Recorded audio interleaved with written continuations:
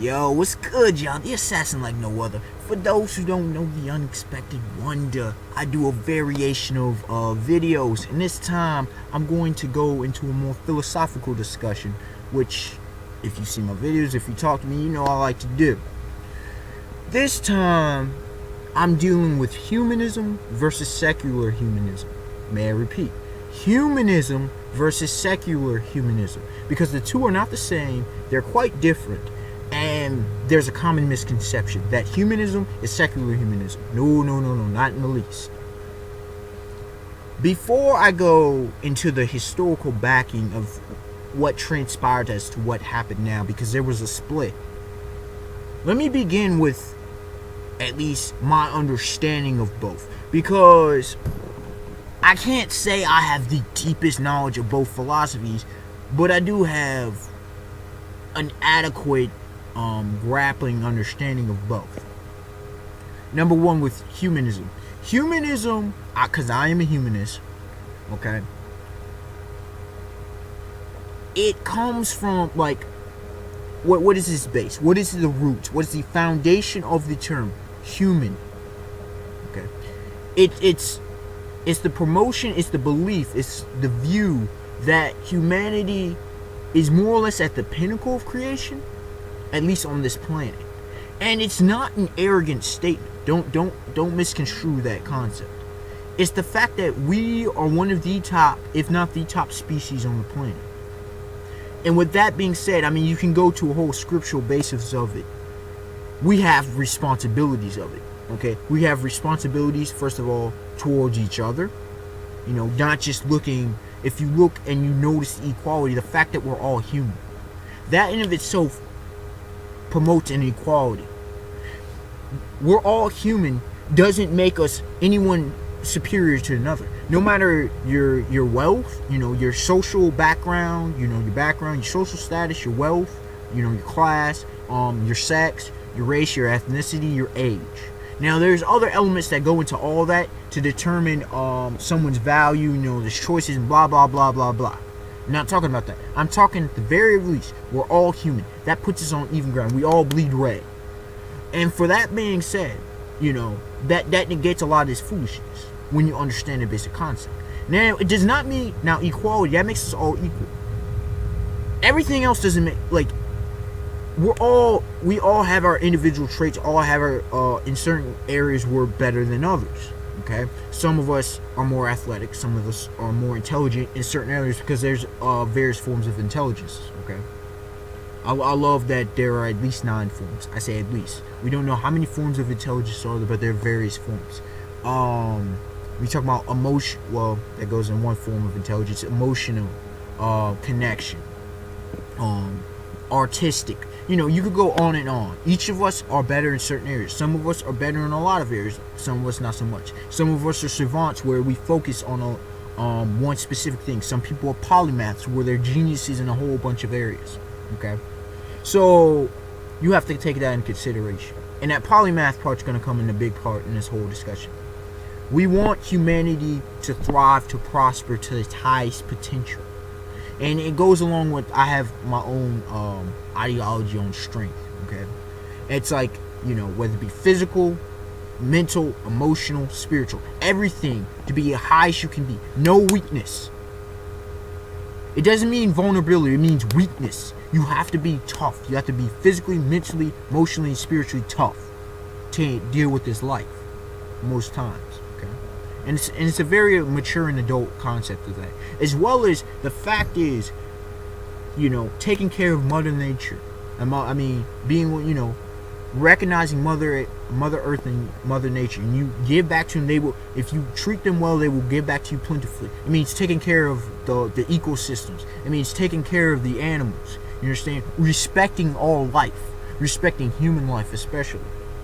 Now, the thing about it, you know, the Father of all creation, the Almighty, God, you know, provide us with this, you know, provide us with our mind, because humans biologically are among the weakest species. I mean, protection-wise, not very good. Our tolerance level, it's not that great. You know, our ability to hunt, not that great. Ability to gather, but our mind and our adaptability to various situations are the two things that set us apart. The human mind, and I'm not just talking about the brain, I'm talking about the mind. The human creativity, the fact that we're the only species that can communicate with each other across the globe, the fact that we're the only species, from war, just a whole bunch of elements I could go into individually what makes humans so special. Okay, technology, the way we use, the way we mine, the way we craft what we do, and then the adaptability towards various circumstances and adjusting, and it's just a whole lot of elements that come into it. Humanity, okay, and not wanting to see humanity in the way that it is a very humanist quality. Now, as far as in secular humanism, I don't want to sound derogatory, I don't want to sound, but it's mainly an atheistic philosophy, okay? It's seeing humans as, some would say, as gods. It's the ability, we can do anything. And that actually has, I'll get into that more later, of how it's infiltrated into a lot of other philosophies, okay? For example, even with Christianity. The fact is that humans can achieve, whatever. Humans not that mind. I don't buy that. I'm not buying that, because I believe there's limits. There's certain criteria. I want us to go evolve, because individually evolve in the mind, to the point to achieve as much as we possibly can, because I don't think we're far from it. But I don't believe we can find out everything. I simply don't. And it's one of those things impossible. We can't fully understand, because we're finite creatures dealing with possibly even infinite concepts, okay? So, finite mind trying to deal with sometimes not even infinite concepts, but these very complex concepts. We can only do so much. And the thing about secular humanism, it puts this arrogance among humans. Humans are on this level, okay? That, I not necessarily agree with. I'm saying, is all secular humanism bad? No. But the fact that it's this focus on this material, this empirical, that's the main focal point. So that's the difference you have between this more of a naturalist look and it's more of a materialist look. It's more of a humanity at a pinnacle, so we need to be responsible, to humanity at a more of an arrogant state. That's what it's come down to on the base states of it. Because otherwise, what you're going to get into is you're going to get them confused. Now, if you will see my thumbnail, I put a statue of the god Apollo, the Olympian god, the Greek god. Okay, and I believe, did the Romans worship Apollo as well? I know Helios, but Helios was a bit different. But Apollo, the god of the sun. Let's see, music, literature, prophecy. Apollo did a lot. But the reason I did Apollo and not even Adonis or anything is because Apollo represented a hell of a lot of stuff. Okay. And you could say the humanities. Okay. From there, the Greeks, they had different schools of philosophy, obviously, different thoughts. You had the Cynics, you had the Stoics, you had the Cynics and Stoics are pretty close. The hedonists, which were different from how we view hedonism today. You had Socrates, you had Plato, Aristotle, a lot of dudes, Thales, and they had these views. Now, a lot of these things, with the Rome adopting their whole perversion of a lot of things, and then there was the whole medieval period.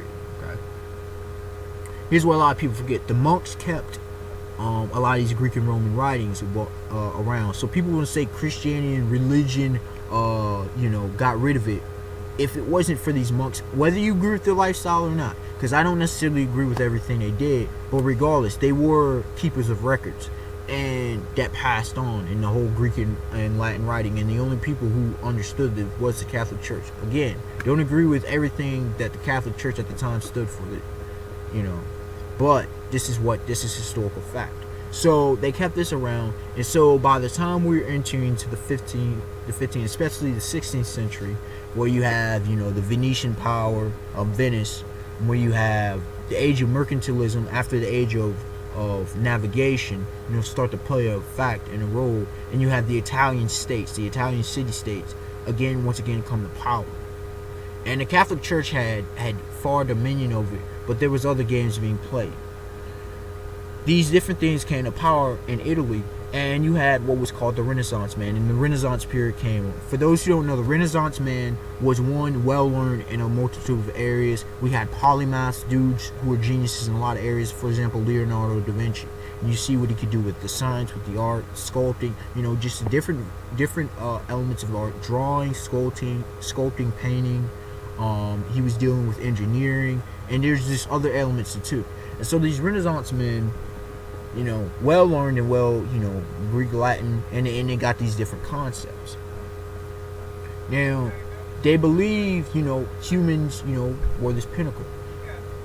Along the way, they began to split, though, and it especially became prominent because there was the whole Protestant Reformation, but amongst the Age of Enlightenment, which came towards the end, and especially shown itself in the 18th century.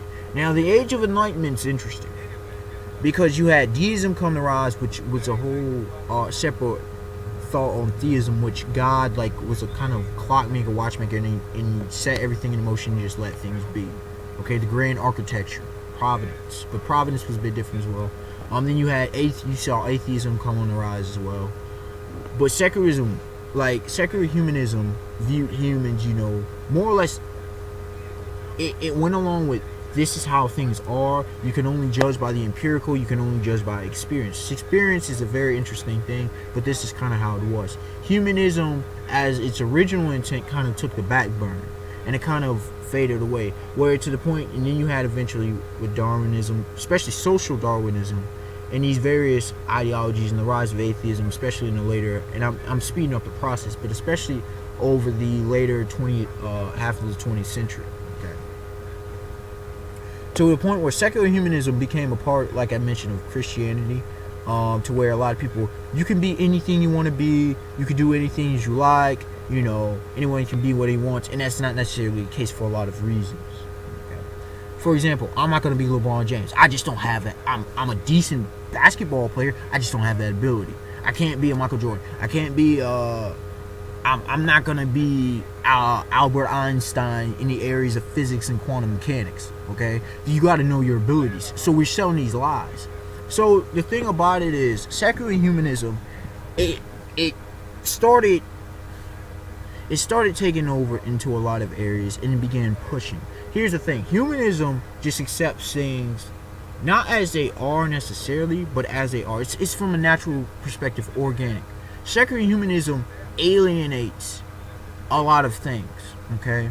And like I said, I'm not trying to make this a derogatory video, but what I'm trying to say to get people to understand is, really consider what it is about humans and what makes humans so special. Okay, I love how Scripture talks about, Psalms talk about this. I believe it's David. He says, "What is man? Why are you mindful of him?" Okay, you made them a little bit lower than the angels.